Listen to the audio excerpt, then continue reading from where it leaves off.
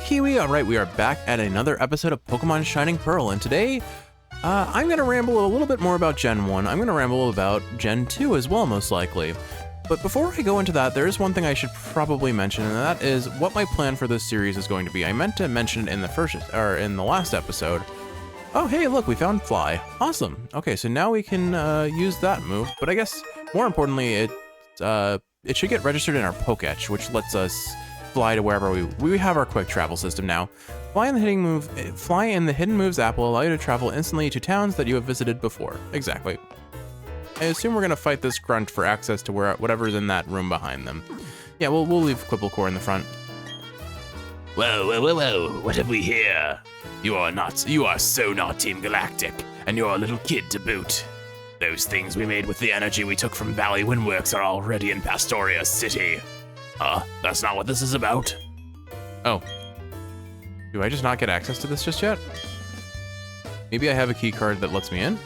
The rust-encrusted door is locked. It appears to take a special key to open. I guess we just don't get to explore what's in here yet. Maybe we get that key card later, and if we remember, we get to come back and get something juicy.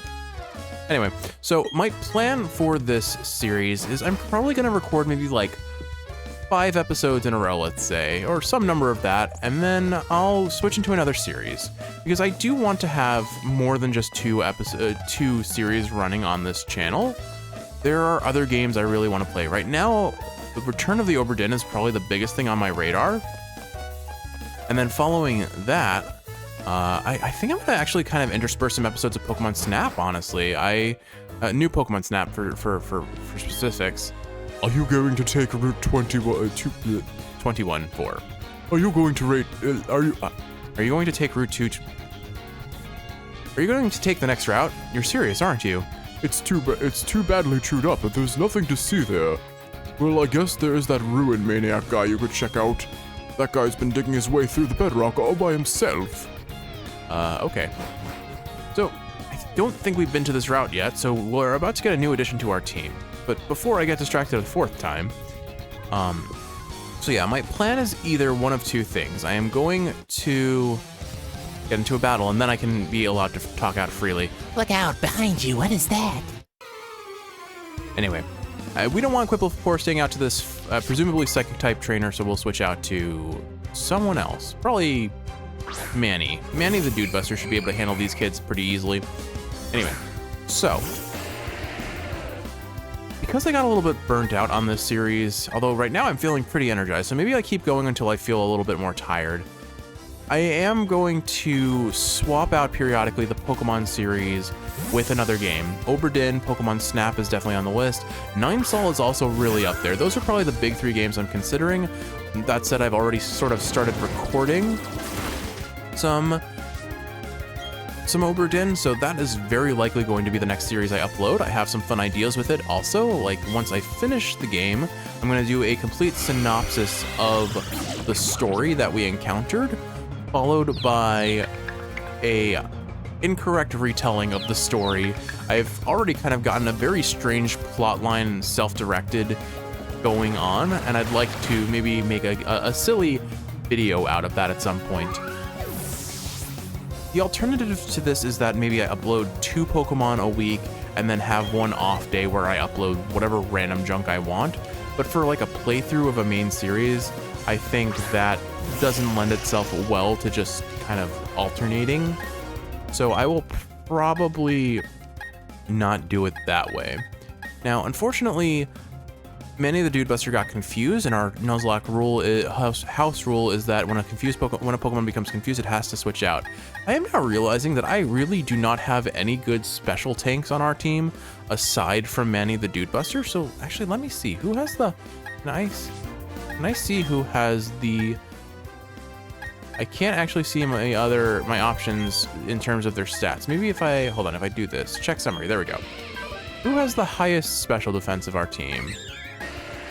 Alright, it is Captain Squawk as our strongest second, so we'll switch out to Captain Squawk to deal with Kadabra. He has Bite, which is a really good answer to Psychic-type moves anyway, so that's fine. But that's going to be my plan going forward. Somewhere in the realm of 5 to 10 episodes of Pokemon in a row, obviously alternating with Hades. Hades isn't going anywhere. Hades has just been...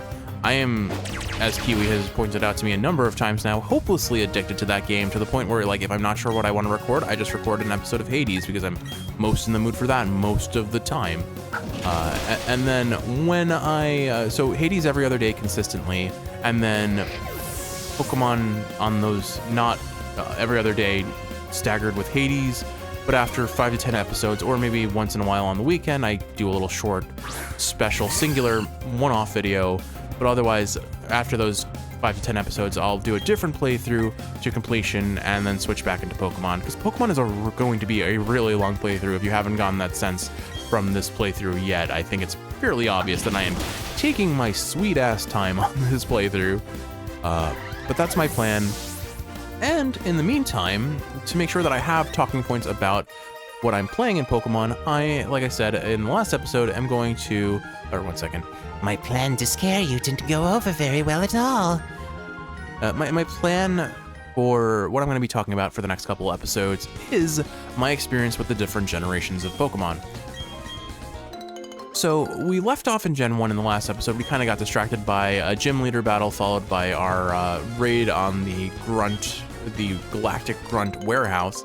So what else do we have to talk about with Gen 1? I was kind of talking about Pokemon Stadium, but never really went into it. First off, Pokemon Stadium, everyone played Pokemon Stadium first and foremost for the minigames. Like, the battling was fun and cool and everything, but those minigames, as simple as they were the highlight of those games. I remember Gen 1's minigames the most, I would say, but they were all most of them were like timed button presses or button mashing, so they weren't anything terribly special, but they were fun. They were so fun, and just having a group of friends mashing mindlessly mashing next to each other, always a good time. Rune Maniac Cave. This is just his cave, I guess. Everyone calls me Ruin Maniac. I don't care what they call me. I'll just keep on chipping away at the rock wall, little by little. Do you know why? I'm a Ruin Maniac who is fascinated by the unknown. I know it's a little sudden, but how about you and me have a race? You go catch the unknown, and I'll keep digging away. We'll have a race to see who can get done faster. I don't even know where to find the unknown in this game. Or I don't remember. Oh, hey, look, we found TM28 Dig. That's convenient. I'm not going to use that TM, but I could. And it's not a bad move, it just locks me in. Oh, cool, we can find a wild Pokemon in here. I don't know if we can find anything, huh? Kiwi, how many Geodudes have we found first Pokemon in this playthrough? I swear. I don't actually know if you can find any other Pokemon in the Ruin Maniac Cave. I may just catch this Geodude as evolution fodder, honestly. Here, I'm gonna pause for a second and look up what Pokemon we can find in this cave. Okay, as it turns out, there is a 5% chance of finding a Pokemon we have never seen before, so you know what we're doing here, Kiwi? We're gonna be grinding some Geodudes into the ground. So I will fast forward like usual until we find that 1 in 20 chance Pokemon, I guess. Yay. Kiwi, I have been grinding to find this one Pokemon for so long that Pine Tree is trying to evolve now. We got so much experience. I have run out of PP on Bulldoze. Well, let's go ahead and see Pine Tree evolve from Staravia into Staraptor. It's just Staraptor, we know that. I honestly really like Staraptor's design. It looks pretty cool. Probably the edgelord of a teenager that I used to be speaking on this, because it does trigger that Shadow the Hedgehog vibe, I guess. But there we go, we've got Staraptor. One of the first instances where a first area bird Pokemon was competitively viable with, I believe it could get Guts, Flame Orb, Facade. Anyway. Staraptor. The muscles in its wings and legs are strong. It can easily fly while gripping a small Pokemon. That sounds concerning. Okay. And it wants to learn Close Combat. I forgot I could learn Close Combat. So Close Combat is an extremely strong fighting type move. Can only use it 5 times, has an 120 base damage. Compare that to our current Wing Attack, Quick Attack, Aerial Ace, U-Turn. The highest base damage of those is U-Turn with 70. It's pretty up there. The downside is, after used, our defense and special defense stats are dropped, but with Staravia's speed and its base attack, Plus, if you have guts boosting your damage, if we were running that sort of set, it does a lot. It does a lot of damage, and you don't really have to worry about the stat drops because, I mean, you're already a fairly frail Pokemon anyway, so you were likely going to get one shot with your defense dropped or not. So we'll give up Quick Attack for that, I think. Quick Attack we're not really using. Granted, I probably should have just tossed out either Wing Attack or probably Wing Attack. We keep Aerial Ace, but it's fine. All right, well, back to the grind. I have killed maybe like 15 Geodude at this point, so in theory, if it's a 1 in 20 chance of finding the Pokemon I'm looking for, we will find it. But something tells me I'm gonna be here for a while, Kiwi. I already have been here for a while. Yep, another Geodude, yay. Okay, Kiwi, we finally found it. It's a Hippopotas. It has been like almost 3 hours since I started recording, and that's not exclusively because it took me forever to find this guy, but please look at Quibblecore's PP.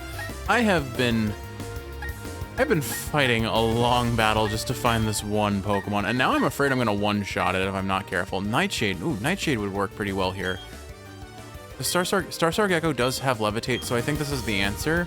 I'm gonna switch out to Starstar Gecko and use Nightshade, which will do a guaranteed 30 damage because we are level 30 with Starstar Gecko. And or 32. Hippopotas should be tanky. Oh no. Oh, thank goodness. Okay. Never mind. We're not leaving Starstar Gecko out into this. If that a crit, he was dead. That was terrifying. Okay, I don't have a good answer here. I guess maybe Body Slam from Manny will work. But I just saw Starstar Gecko. I'm surprised he survived that. Hippopotas must have a terrible attack stat.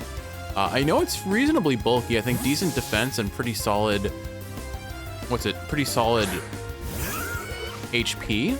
Because I've used it before.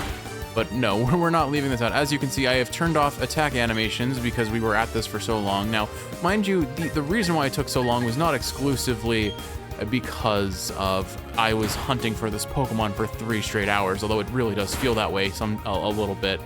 It was more so, unfortunately our kitty is not feeling well. She's on an antibiotic right now for an ongoing cold, and it is really, really not agreeing with her stomach. We had so many piles of vomit to clean up. It was a genuine mess. I just called her vet to try and get some anti-nausea medications, and hey, it's great owning cats. It's like having kids, except they can't scream as loud. Okay. Well, I think I'm gonna take a break. I finally caught this one Pokemon that took like 20 Geodudes just to find. Wow, for a tiny little thing, it weighs almost 120 pounds. It's a dense boy. Hippopotas. It enshrouds itself with sand to protect itself from germs. It does not enjoy getting wet. You and me both. All right, well, the whole reason why I really committed to getting this guy was for the sake of making a single nickname, so if you'll bear with me a moment. Darn it, I can only get 7 O's. Okay, so I guess we'll go with the old classic. All right, we've got Hippot 8 O's, or Hippotoo! I wanted to put the whole 8 O's, but there wasn't enough room. There was only enough room for 7. But this is in reference to a famous racehorse of similar name, without the hippo part. His name was Potatoes, but someone who translated his name into like the roster of horses that were racing thought his name was spelt POT-8OS. And this horse was pretty famous. He was a major racehorse in the late 1700s. I think it passed on the turn of the century in 1800 or whatever, 1800. And this horse won like 25 to 30 major races in its lifetime. It was a pretty darn big deal. Anyway, for now, our famous race hippo is going to the box. We'll consider using it down the road, but Sandstream is a little bit risky just because it does do a lot of chip damage to our Pokemon. And when we're concerned about maintaining their HP, I don't know if that's the best decision. Granted, it is a pretty bulky friend, so maybe if we unfortunately for any reason lose Quibblecore, we'll consider switching them out. But for now, Kiwi, I have to go pick up some anti-vomiting medications for my kitty. So I'm going to end the episode here, and obviously the episode isn't going to end. It's got another 15 minutes left in it or something, but I'm going to end my recording for the day here. It is it has been a very long morning, and we'll pick this up tomorrow. See you then. Hi, Kiwi. All right, we are back at another episode of Pokemon Shining Pearl. Or rather, I suppose, the halfway point of another episode of Pokemon Shining Pearl. I am sorry that the first half of this episode was so chaos. That is the joy of having children and having pets. You don't really get to choose what you get to do on a given time. Now, I think it's important to say right off the bat that Gnocchi is doing a lot better. The antiemetic has done her wonders. She has not vomited since. I think the reason why the antibiotic hit her stomach so hard was simply by virtue of the fact that I accidentally gave it to her without her having eaten breakfast. I think, so we free feed our cats. Currently, we used to kind of measure out their food and feed them by that means, but that fell to the wayside when we were in grad school. We just didn't, like, I know it's a very minimalist amount of time, but it was just so much easier to free feed our cats at the time when grad school was just going kind of out of control. This is a little bit off center for a picture here, isn't it? Well, win or lose, who knows how this'll go? We're playing for keeps. But she's doing a lot better. She's keeping her food down. Her appetite's improved. Her snottiness is improved. So the antibiotic is working. So all in all, everything is improved. It has been 2 days since the other half of this video was recorded. So bear with me if I kind of have to regain my faculties around what's happening. Okay, we do not want Celestabetha to be facing this. I guess I could switch into Star Gecko since we have let Thunderbolt on him, and I don't foresee Goldeen doing any serious damage to us. Yeah, we'll go that route. But I suppose I was rambling a bit more about Gen 1. I don't remember where we left off, but I will talk a bit more about Pokemon Stadium at the very least. I can kind of lump the two games together. First off, I know I had kind of very briefly mentioned the minigames. The minigames were so much fun. Oh my goodness, I would have friends over. We would like eventually get into the battling portion of Pokemon Stadium, but we went to the minigames first. Hands down favorite minigame of Pokemon Stadium 2 that I can think of is the one where you're playing as Delibirds, and you're trying to bring packages of gifts from one conveyor belt to another and trying to like get the most points associated with that. And the more things you picked up and put in the Delibird sack, the slower you got. I don't know why, but I really like that minigame. I also kind of like the one where I think it was Jinx throwing little hearts into the air and you were as Crobat or Golbat trying to collect them. I don't know, all those minigames just, they were a lot of fun. Stadium 1, though, I think my favorite game was the sushi belt level with Lickitung, where you have to eat a bunch of sushi, and then there was one sushi that if you ate would like light your mouth on fire. Each of the different sushis had a different price associated with them, and the more you stacked up, the more money you spent, the more points you earned. And there was like, I think there was a combo bonus where if you got the same thing over and over again, you got more points. I may be mistaken about that. I guess wrong too often. But a lot of the minigames in both of those series were more on the button mashing or timed button prompt sort of minigame spectrum, but that doesn't make them any less. What? You do? You do have a Pokédex. And oh my goodness, I mean, I definitely remember the timed harden with Metapods and Kakunas having boulders thrown at them. I always was so happy when I got the Kakuna, because I thought Kakuna, as a kid, I thought Kakuna looked a lot cooler than Metapod. Admittedly, I did like Butterfree more than Beedrill as a kid, but I thought, oh, it's Ponyta on Ponyta action. I think we have the level advantage here, so we'll go ahead and use Stomp. But I always thought Kakuna was a lot cooler than Metapod, particularly because I think well, I guess I was gonna blame the anime for this, making Metapod not necessarily look the coolest. But Metapod fought against a Kakuna and didn't do anything. Like, they both just hardened at each other nonstop against, like, what is it? He was a samurai character looking dude, I think. So they both look really lame, but I don't know. I guess I was still in my edgelord phase. I mean, I'm never fully out of my edgelord phase, let's be honest. Not that you can judge me, Kiwi, as you consider Ares from Hades one of your favorite gods, Miss Edgelord.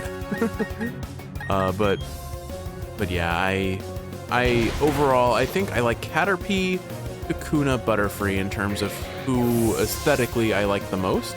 Certainly in terms of competitive, Butterfree outperforms Beedrill every time. Beedrill has a rough history in terms of competitive performance. I think it's been universally rated as having the worst Mega Evolution in the game. You know, bug flying, 1 stealth rock, and you're down 50% of your HP, so... You know, it has a rough history. Not to mention that its stats, its attacking stats are pathetic. Its bulk is pathetic, and its learn set really isn't that impressive. That said, I still love the design. I think Beedrill has a really cool design. It just it underperforms in competitive. If you're playing it casually and it's over leveled and wiping out things left and right, by all power to you though. I have no judgment on loving Beedrill. I do think it's a really awesome design. Oh, you want to teach me something about Pokemon? What else can I say though? Oh, the Sandshrew / mash the left and right trigger buttons to dig. That was another one that I really liked, but my goodness, was it unwieldy to play. Just, Kiwi, I don't remember if you've had a N64 before or not, but you've likely seen the controller and the abomination of like hand positioning that it required. It wasn't.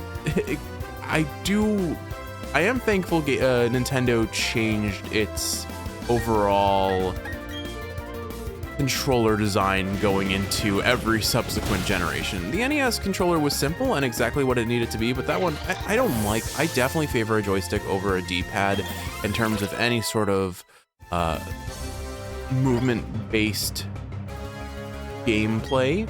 I do acknowledge that for a game like, for example, Celeste, I think I would have been a lot more consistent had I played with a D-pad over a control stick, but it's just way more intuitive for my senses, I suppose, to use a D-pad. Now, here's the question. Muddy Water versus Water Pulse. I kind of favor Water Pulse because it's more accurate, but Muddy Water does have a substantial increase in damage. I guess we'll hold on to Muddy Water for now and switch it out with Surf when we get it.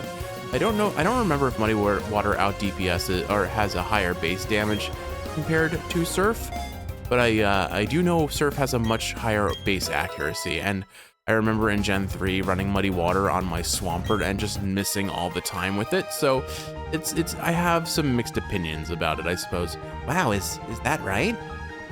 Oh, we taught this lady some stuff. You know, we still haven't found our new encounter in this region. I may as well.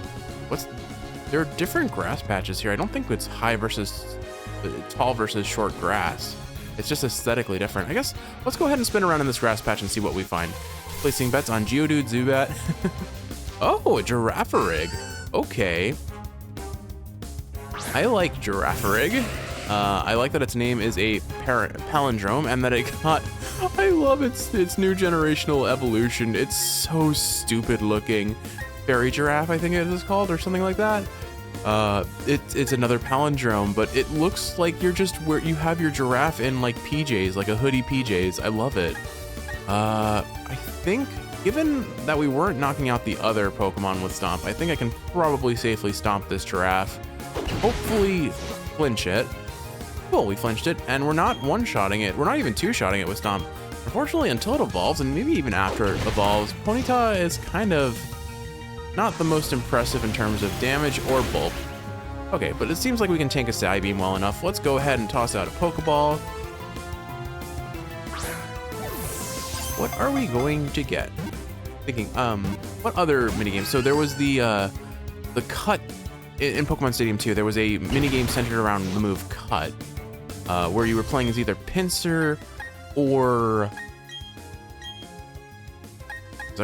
playing as either Pinsir or Scyther, and you had to cut falling logs at an exact point marked on the log by timing an A button press or a B button press at the right time.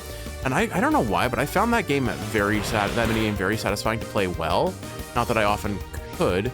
The timing, I was actually really good at timing-based minigames back in the day, and I've fallen off severely since then. But there was something satisfying about the sound effect and the visual design of getting the perfect cut on those logs. That's another one of those I miss those days sort of moments. But oh, I was complaining about the N64 controller. I guess I'll go on a little bit more about that real quick. First, Girafarig. While it sleeps, the head on its tail keeps watch. The tail doesn't need to sleep. it is a interesting design choice what they did with that tail. I don't know if it's meant to look like an automaton, but it definitely looks like one. Would you like to give your Girafarig a name? All right, please hold, Kiwi. Let's come up with a clever name. Not gonna lie, Kiwi, I had to practice saying this one before I actually started recording the name, but I have come up with Facefoofecaf. Facefoofecaf. That is our Girafarig name. I'm keeping with the palindrome aesthetic, but welcome to the team, Facefoofecaf. You don't know what I'm thinking when I come up with these names sometimes, but that's what we got. All right, I'm probably never going to use that Girafarig, honestly. Of all the Pokemon on my team, I'm not super enticed by a Girafarig. Fairy Giraffe actually has some competitive viability, but Girafarig has never really been anyone's first choice in like true like higher tier competitive. I guess lower tier, maybe there's an argument for it. Let's see. I sensed the presence of a trainer for a while. It was you. Anyway, okay, so N64 controller. First off, it has basically 3 positions for your hands, like 3 prongs that you can put your hand on. I think the right hand was pretty consistent for just the major button presses A, B, and then the left hand had 2 options between the middle prong and the outer left prong. And I don't think there was ever a correct choice necessarily. I guess I'll use Flame Wheel for this. I don't need a speed boost. I'm 10 levels up. Let's go Flame Charge for the higher base damage. I'm not convinced I one-shot anything on this guy's team. He almost one-shot the Haunter. Anyway, but no one, realistically speaking, it was almost exclusively on the middle prong because that's where the control stick was. The leftmost prong was where the D-pad was, and no one really, there was never really a lot of, most games did not build around using the D-pad back in the N64 games. There were definitely some uses for it, like taunting in Smash Brothers, and menu selection, and Pokemon selection in Pokemon Stadium, since we're talking about that game. But beyond that, it wasn't terribly used that often, I'd like to say. But oh my goodness, the control stick had grooves on it, but it was a hard plastic, and anyone who played N64 for an extended period of time back in the day knows this story, especially for any games that required you to rotate the control stick really fast for like quick time events or mini games or anything. You would dig holes into the flesh of your thumb doing that, or any finger that you were using for that. Defeating you will be no easy matter. So, oh my goodness, those controllers were flesh-eating monsters, for lack of a better way to describe them, honestly. I lost so much finger flesh to them. I remember getting blisters on my gaming finger, which is, like, so lame to say. Like, genuinely really lame to explain. But that is life. That is life for us. I think we've not changed routes here, right? We've been on Route 2014 the whole time, right? Let me see. This is no, it is. Oh, hold on. Oh no, is this controller is just developed drift? Oh no. Stop it, stop it. No, I just want to read. All right, 214. This big area down below us is 213. Okay, so we're about to transition into a new route. So I guess I'll have that on the next episode, but why don't we do one more battle and I'll keep nostalgizing a little bit longer. For the sake of my collection, I take on people I know I can't beat. That's what a collector does. Wait, so how does taking on people you can't beat improve your collection? If anything, it damages your collection because you lose the battle. I like that, like, here, look at this Pokeball I've got kind of animation he has at the start of the battle, though. Like, I've said this before and I'll say it again. To the team that made this game's credit, there's a lot of problems with this game. But the little bit of animation they give every trainer before a battle, like as the battle is starting, it's a nice little touch of detail that I genuinely appreciate. I will at least afford them that compliment and acknowledgement, because they earned it. They made some fun animations to these trainers. I appreciate it very much. Anyway, back to ragging on the game on the N64 controller. Now it's funny comparing the N64 controller to the GameCube controller. Like, I swear by the GameCube controller. I think having been using the Stadia controller, which is more prototypical of, say, an Xbox controller, I think I do actually have to acknowledge the better design on those a little bit, but the GameCube controller I do have a severe impartiality to, and I will always favor it for Smash Brothers in particular. I will never be able to play on a Stadia controller, a Xbox controller, in Smash the way I could play with a GameCube controller. Not exclusively because it is those controllers aren't strictly speaking compatible with the game systems you can play them on, but no, more so just the way that I can glide my finger between the A button, the B button, the Y, and the X. It's so great for things that need combo button presses in rapid fashion. And so I do think overall the GameCube controller for those sorts of games I favor. I could even make an argument where it would be better suited for Hades, but the advantage Hades has is that you can remap controls. Granted, I guess you can do that in Smash too. So I don't know. For me, I have to say that I think the GameCube controller is my favorite controller out of all of them. For Smash, and pretty much Smash alone. I forgot what voice we gave you, so you should boast more about your last attack. No, whatever. You should boast more about your last attack. I don't know. Whatever, Kiwi. Forgive me for the chaos of this episode, and I hope you enjoyed the latter half at least, where we were being a little bit more nostalgic and enjoying ourselves. With all that said, though, I think that's where we're gonna wrap up this episode, since we're coming up on 30 minutes, or we've actually exceeded it at this point, I suppose. With all that said, I hope you've enjoyed watching, and if you're awake, I hope this is helping you fall asleep. If you're asleep, I hope you're sleeping well. I love you, and I will see you in the next one for some more Pokemon fun.